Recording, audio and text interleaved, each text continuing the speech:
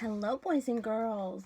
For our Bible lesson today, I want to talk to you about Jesus and his ministry on the earth. If you remember, there are two parts to the Bible. Do you remember that? Do you remember that there is an Old Testament and then there's a New Testament? We have the first part of the Bible and the second part of the Bible. We did a lot of study in the first part of the Bible, which was the Old Testament, where we learned about Adam and Eve from the very beginning. And then we learned about Noah and Abraham and Isaac and Esau and Jacob. Do you remember that story? David and Goliath, Jonah, Daniel in the lion's den. I mean, those were all of our Old Testament stories. But all of those stories pointed to the bigger story, which was Jesus' coming. And in the New Testament, we learn all about how he came. Do you remember how he came? Was he born in a great big castle with beautiful things? No, he wasn't. He was born in a manger, in a lowly manger with animals, where it probably did not smell good and it wasn't comfortable. He was born in a manger. We also learned that Jesus, as he grew, he gathered disciples. He chose people. He chose people to help him on his earthly journey. And one of the stories that we're going to talk about this morning is how Jesus helped a woman who really needed some help. Our story is in John, and John is in the New Testament. Let me show you. I have my Bible here, and I am turning to the Gospel of John. It's in the New Testament, so the Old Testament we've done, but now this is the New Testament, and Jesus is a man. And the story we're going to talk about is the story of Jesus and the woman at the well. Jesus and his disciples approached a city. They came over to Jacob's well. It was called Jacob's well because over 1,500 years before this time, the patriarch Jacob had dug the well. Jesus sent his disciples to buy food while he sat by the well. Jesus knew why he needed to come through Samaria. He knew that in this town there were people that needed to hear his message. Soon, a Samaritan woman with a water pot on her head came alongside the road. Do you think Jesus knows her name? In those days, there were no water faucets in the houses, and the women had the job of drawing the water from the well and carrying it home. Usually, women in a village, they came as a group for their water. They talked and they had their time together. But this woman came all by herself, and she saw Jesus sitting at the well. Sometimes other people would talk about her. She did not do good things.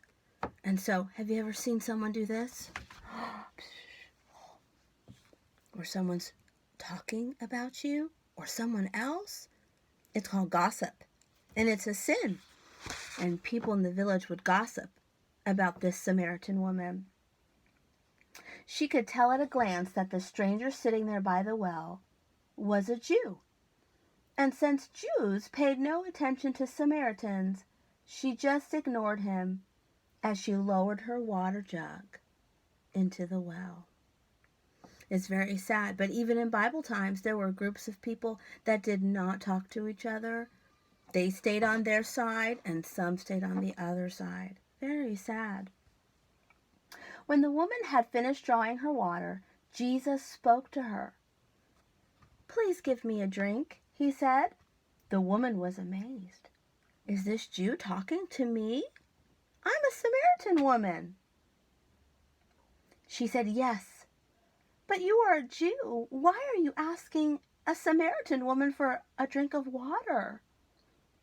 Jesus replied, "If you only knew what a wonderful gift God has for you and who I am, you would ask me for some living water.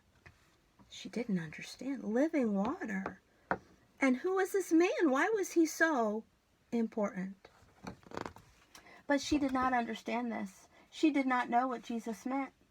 She said, well, you do not have a rope or a jug to draw the water out, and you get this living water you're talking about?